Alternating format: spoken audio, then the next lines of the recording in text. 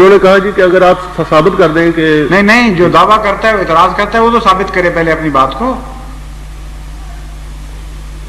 میں ثابت کروں گا وہ الگ بات ہے. پہلے آپ کو میں اصول بتا رہا ہوں کہ جس شخص نے یہ 2 دعوے کیے اس نے، ایک یہ کہ کوئی نبی عام دنیا کا علم پڑھ لکھ نہیں سکتا، یہ دعویٰ کیا نا اس نے جی.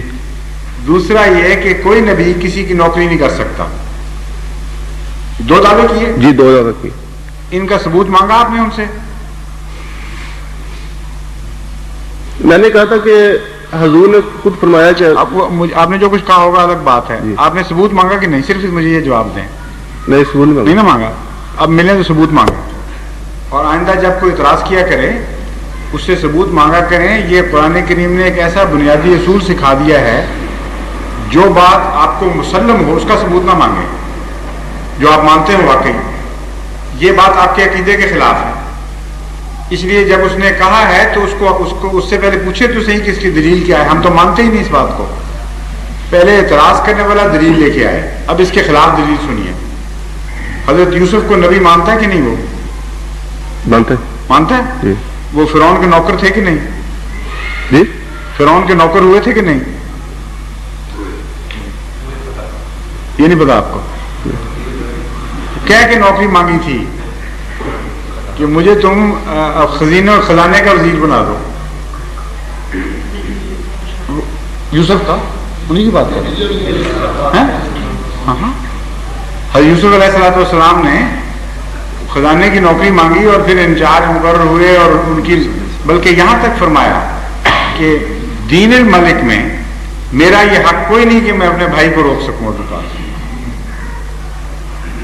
محدود اختیارات تھے سارے، اور اس کے قانون کے پابند تھے. خدا تعالیٰ قرآن شریف میں فرماتا ہے ہم نے ترکیب کی یوسف کے لیے، اگر ہم ترکیب نہ کرتے تو وہ اس کو ایسا پابند تھا قوانین کا کہ وہ اپنے طور پر کچھ بھی نہیں کر سکتا. پھر جھوٹی بات ہوگی نا ثابت. دوسرے حضرت صلی اللہ علیہ وآلہ وسلم کے متعلق امی کا لفظ آیا قرآن کریم میں، آتا ہے نا؟ باقی نبیوں کے متعلق کہیں امی آتا ہے؟ بتائیں کسی نبی کے متعلق نبی امی کا لفظ سنا ہے آپ نے کبھی؟ اس سے آپ نے پوچھا کیوں نہیں؟ یہ کہ ایک طرف تو فخر کرتے ہو کہ نبی امی صرف حضرت محمد مصطفیٰ صلی اللہ علیہ وسلم ہے، دوسری طرف اس شان میں سارے نبیوں کو ساتھ ملا رہے ہو بغیر دلیل کے. اگر سارے ہی امی تھے تو پھر رسول اللہ صلی اللہ علیہ وسلم کی کیا شان ہوئی کہ صرف یہی امی ہے؟ پھر تو سارے امی بن گئے. اس لیے دونوں اعتراض اس کے غلط ہیں. ان کا دعویٰ کو سوائے نہ صرف یہ کہ اس کے پاس کوئی دلیل نہیں، بلکہ اس کے برعکس ہمارے پاس دلیل ہے. پھر حضرت موسیٰ علیہ السلام وہ الواح پڑھ کے سنائی تھی کہ نہیں؟ ان کو لکھ کے لائے تھے ساتھ، اور کوئی نہیں تھا لکھنے والا. اس الہام کو حضرت موسیٰ نے خود ہی لکھا تھا تختیوں کے اوپر. اور اسی طرح دوسرے انبیاء جو ہیں قرآن کریم کے، اللہ تعالیٰ فرماتا ہے کہ وہ تورات سے حکم لیتے ہیں، تورات پڑھتے تھے، لوگوں کو سناتے تھے، اس سے سبق لیتے تھے. وہ کسے سیکھا تھا انہوں نے لکھنا پڑھنا؟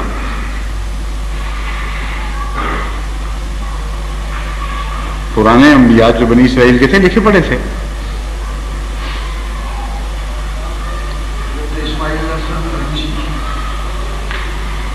قرآن کریم میں تو نہیں ہے یہ. جو بات وہ کہتا ہے اس کو پورا، مولویوں کو پورا علم نہیں. بات کیا کہنا چاہتے ہیں وہ یہ ہے کہ دین کا علم، جو جس دین جو ہے اور دین کا عرفان، یہ نبی خدا سے حاصل کرتا ہے اور دنیا سے نہیں حاصل کرتا. جو روٹین کا علم ہے، عام روزمرہ کا لکھنا پڑھنا والا، اس میں تو قطعاً کوئی ممانعت نہیں. اسی وجہ سے حضرت مسیح موعود علیہ السلام کے متعلق اللہ تعالیٰ نے المہدی کا لفظ استعمال فرمایا، تاکہ یہ مولوی جب اعتراض کریں تو بتائیں کہ دین کا علم خدا سے پانے والا ہے، ہدایت خدا سے پاتا ہے. الف ب تم سے سیکھ لی تو کیا فرق پڑتا ہے؟ جو چیز منع ہے وہ ہے ہدایت پانا. ہدایت صرف خدا سے پاتا ہے نبی. اسی لیے باقی جگہ بھی انبیاء کا ذکر کر کے یہدون بامرنا فرمایا ہے کہ جہاں ہدایت کا تعلق ہے وہ ہمارے عمل سے دیتے ہیں، اس کے بغیر وہ ہدایت نہیں دیتے. تو ہدایت نبی خدا سے پاتا ہے، دنیاوی علم تو سیکھتا ہی ہے. حضرت صلی اللہ علیہ وسلم نے بولنا چالنا سیکھا تھا کہ نہیں؟ زبانی علم بھی تو علم ہوتا ہے یا صرف تحریری علم ہوتا ہے؟ جی زبانی علم بھی تو علم ہی ہوتا ہے نا. ایک اندھا مولوی فاضل پاس کر لے بغیر لکھے اور بغیر پڑھے تو وہ شاگرد نہیں کہلائے گا، وہ طالب علم نہیں کہلائے گا. تو ہر بچہ ماں باپ سے اور اپنی قوم سے زبانی علم سیکھ رہا ہوتا ہے، اور نبی بھی ان میں شامل ہیں سارے. تو دنیا کا علم اور بول چال اور روزمرہ کی گفتگو اور زبان سیکھنا، خواہ یہ تحریری ہو خواہ یہ زبانی ہو، اس میں تو کوئی فرق نہیں ہے. قرآن کریم نے کہیں کوئی اشارتاً بھی یہ نہیں فرمایا کہ نبی یہ کر سکتا ہے اور وہ نہیں کر سکتا.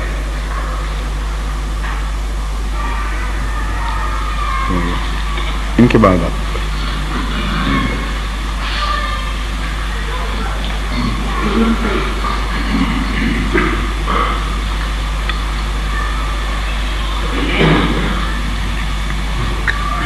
السلام علیکم. وعلیکم السلام ورحمۃ اللہ. حضور ہم حضرت مسیح موعود علیہ الصلوۃ والسلام کو خدا تعالیٰ کا نبی مانتے ہیں، امتی نبی کہیں ساتھ. ہاں ہاں، اور خالی نبی کہنے سے غلط فہمی پیدا ہوتی ہے. ہمیشہ نے خود لکھا ہے مجھے امتی نبی کہا کرو. جی، اور نبیوں کے معیاروں پر ہم آپ کو صادق سمجھتے ہیں، ثابت کرتے ہیں. 1,24,000 پیغمبر پہلے آئے، نبی پاک صلی اللہ علیہ وسلم کو ہم آخری نبی کہتے ہیں. اگر حضرت مسیح علیہ السلام بھی نبی ہیں تو آپ کو کیوں آخری نبی نہیں ہم کہہ سکتے؟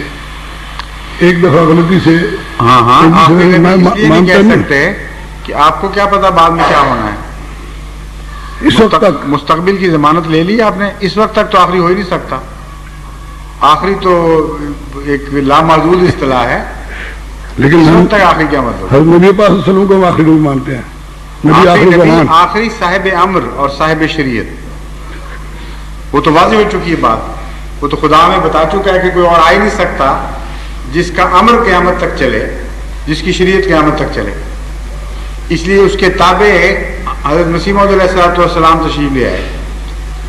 اب آگے اگر خدا کسی کو بھیج دے تو آپ کھڑے ہو سکتے ہیں رستے میں.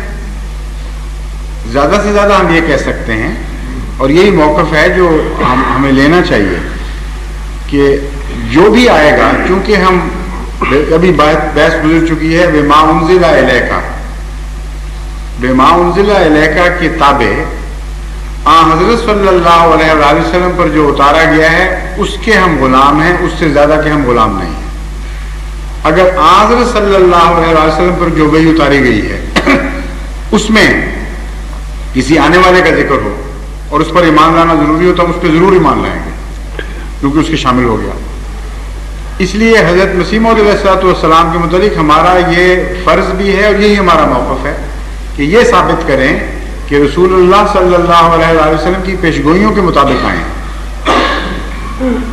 ہم یہ موقف لیتے ہیں کہ ہمارے علم میں اور کوئی ایسی پیشگوئی نظر نہیں آتی جس سے ہم قطعی طور پر کہہ سکیں کہ آنے والا کوئی اور ایسا ہوگا جس کو اسی طرح مسیح اور مہدی کا لقب دیا جائے یا امتی نبی کا لقب دیا جائے. علماء امتی کا انبیاء